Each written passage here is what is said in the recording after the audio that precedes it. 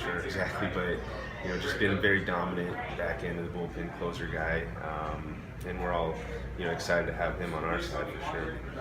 Was there a moment for you last year when you get over here and the team was struggling, a little bit before you got here, but was there a moment where it kind of clicked, and even though you guys ended up going out to the Cubs, was there a moment where you could see like what had been built here and what had been done here? Did it feel like one of those special teams, or at least the potential was there to continue that moving forward? Absolutely. Like you said, we didn't win very many games before, right after the break before I got here, and then probably even more so as the season went on from August 1st. But just to see the lack of panic, right, between some of these guys, I think it really showed through some of the experiences that they've had in the past with each other. I think you can tell that they were trusting in the group, that maybe things weren't particularly going well for themselves, but you could definitely see a lot of reliance on where they've been, and the lack of panic when things are kind of, your back's up against the wall. I didn't see or hear anybody press or trying to do anything different.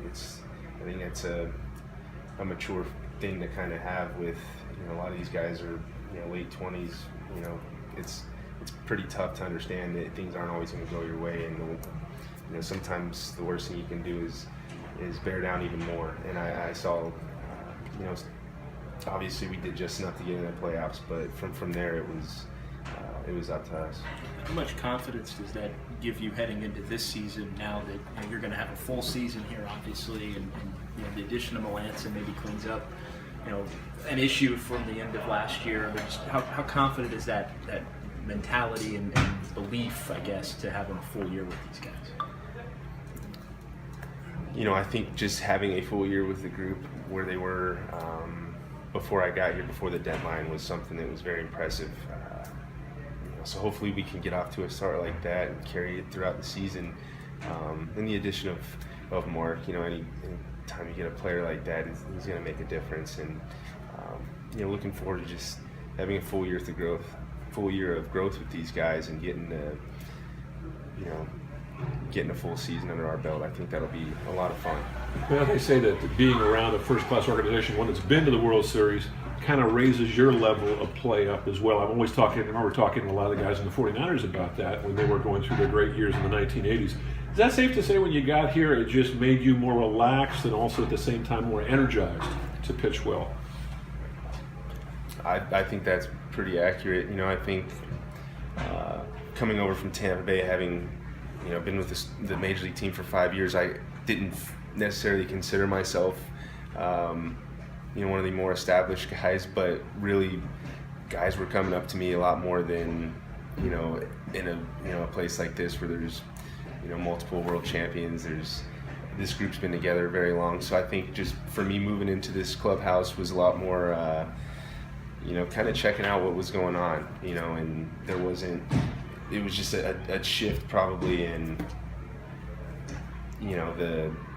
the role that I was playing over there as opposed to here, but it brings a sense of calmness when you got a guy like Buster, right? You're throwing to him, he's not an up and down guy, he's pretty even keel. So just to kind of see his mannerisms and the way he goes about the game doesn't make you feel like you got to do something more than you're capable of. Yeah. Well, lots of luck this year, man. Thanks. Good luck. Thank you. All right.